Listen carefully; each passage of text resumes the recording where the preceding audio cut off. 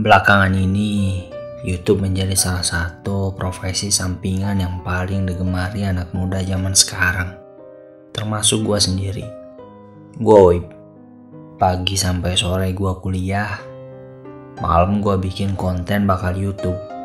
Walaupun kagak ngasilin duit, gue tetap senang. Karena dengan berkarya di YouTube, gue bisa bercerita hal-hal yang gak pernah bisa gue ceritain di kehidupan nyata gue. Dan kali ini gua mau ceritain pengalaman gua pas syuting konten di salah satu tempat ikonik di Jatinangor, Sumedang, yaitu Jembatan Cincin. Gua gak pernah paham kenapa jembatan itu disebut Jembatan Cincin. Tapi yang pasti view jembatan itu keren banget. Apalagi kalau menjelang sore. Lembayungnya gak pernah bosen buat dipandang. Tapi kalau udah malam, horornya bukan main. Apalagi ditambah cerita-cerita mistis di balik keindahannya. Bikin gua ngeri sendiri deh. Asli. Saat itu gua masih suka banget bikin konten yang genrenya explore gitu. Sampai-sampai kepikiran aja buat iseng explore Jembatan Cincin. Karena katanya banyak penampakan juga, bikin gue mantep buat bikin konten di sana. Berharap saat tayang di YouTube, penonton gue bisa terhibur. Tapi gue gak pernah kepikiran bahwa akhirnya konten itu gak pernah berani buat gue tayangin di YouTube. Sampai sekarang. Waktu itu gue mutusin buat bikin konten di Jembatan Cincin bertiga, bareng Hafiz dan satu lagi teman gue yang punya kemampuan buat lihat makhluk gaib yang gak kasat mata gitu. Ya sebut saja Indigo lah ya. Karena doi gak mau disebut namanya, jadi sebut saja Mawar. Enggak. Kok Mawar sih? Kan cowok. Yaudah, sebut saja Tony. Tony ini memang teman gua sedari kecil. Dia juga satu tim pendakian bareng gua.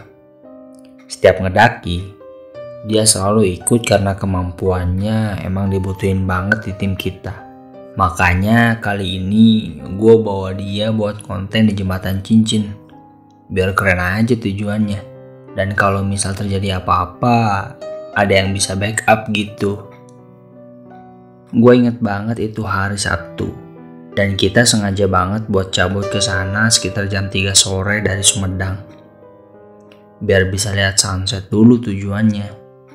Sembari ngonten, biar santuy gitu kita bawa kompor portable sama mie instan biar kagak kelaparan. Karena emang biasanya kalau explore mulai maghrib, keluarnya tuh jam 10 malam. Jadi buat persediaan gitu. Karena emang kita udah biasa banget buat explore. Jadi kita udah prepare segala macem, mulai dari peralatan sampai persiapan kalau ada hal yang tidak direncanain bisa terjadi.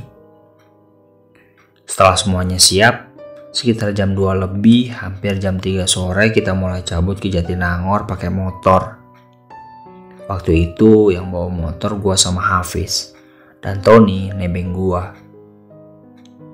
Di perjalanan, Tony sendiri sebenarnya agak khawatir. Sesekali dia bilang ke gua buat gak usah jadi bikin konten. Tapi karena perkiraan gua si Tony ini cuman parno duluan. Karena sebelumnya dia lihat konten YouTuber lain yang explore di sana. Jadi gue cuman cengin dia dan jadi bahan candaan aja. Gue yakinin dia kalau kagak bakal ada apa-apa. Kayak konten explore kita sebelum-sebelumnya gitu. Di jalan, kita sempat mampir minimarket yang ada di Tanjung Sari. Buat beli kopi dan juga beberapa snack gitu. Dan duduk sebentar buat ngerokok sambil bercandain si Tony yang belum apa-apa udah parno duluan. Walaupun semenjak si Tony ragu buat ngelanjutin konten, gua sama Hafiz juga mulai agak takut jadinya.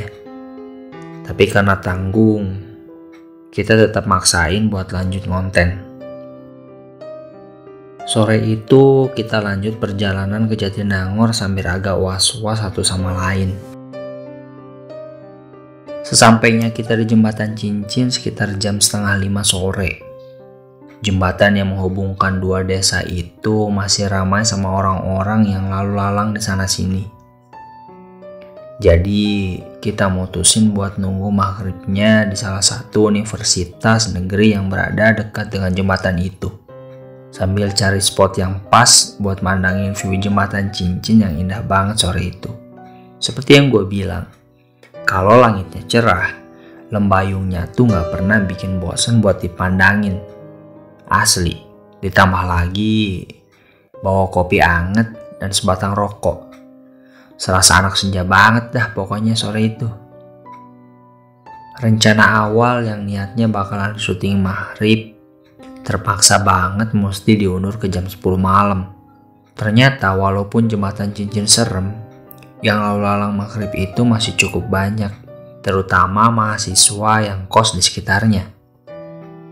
Setelah jam 10 malam, kita mutusin buat mulai opening konten explore kita kali ini. Dari awal memang aura di jembatan serem banget. Belum lagi katanya di bawah ini ada kompleks pemakaman gitu. Karena tanggung, apa boleh buat, kita tetap lanjut.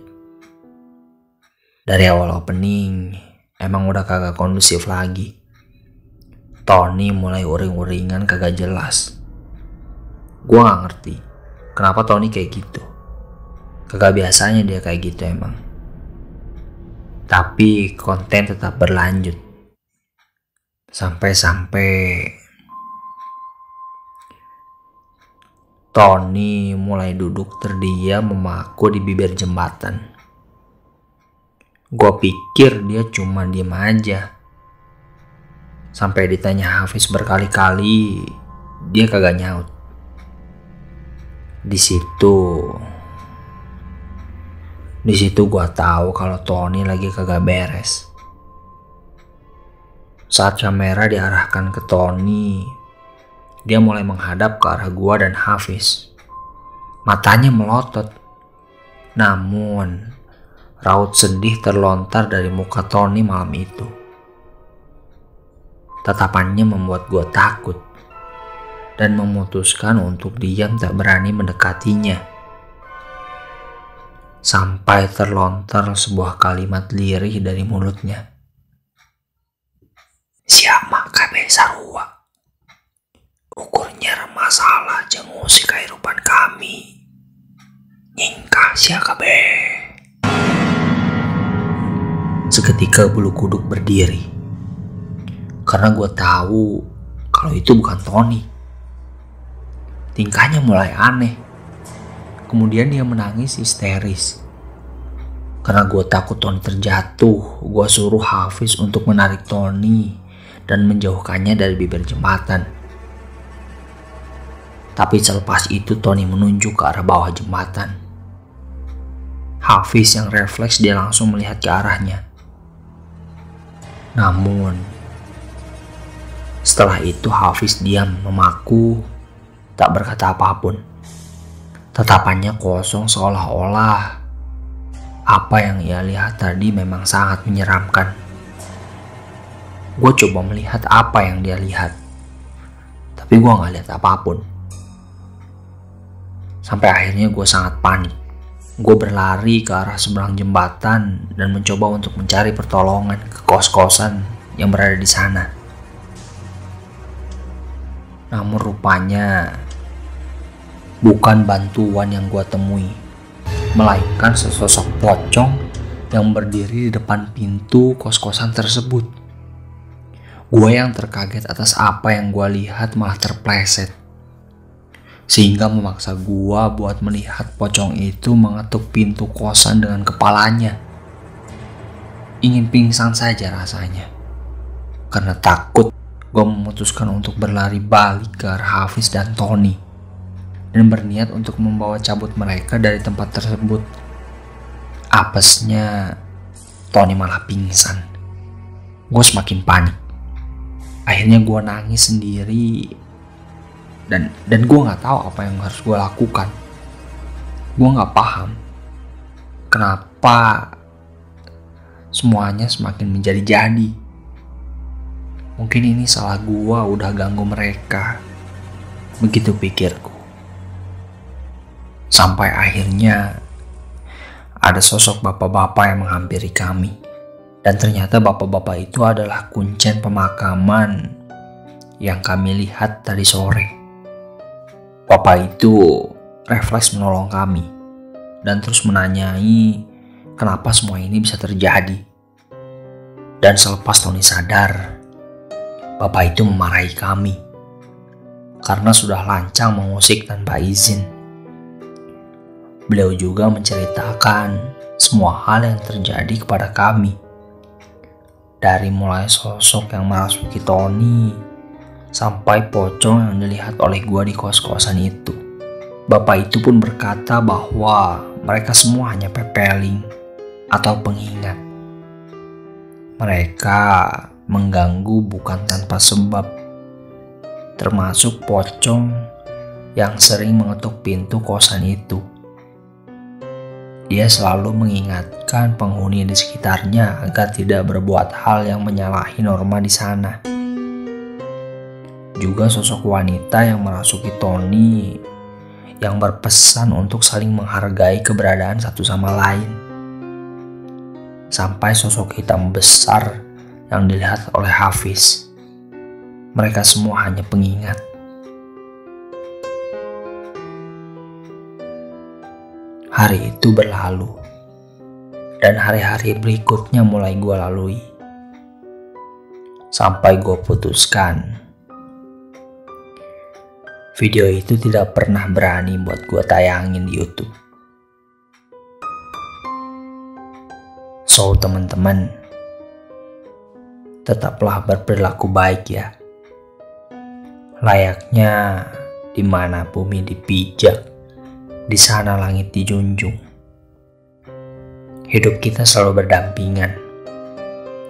Kita tidak pernah tahu kapan mereka akan terganggu oleh keberadaan kita, ataupun sebaliknya.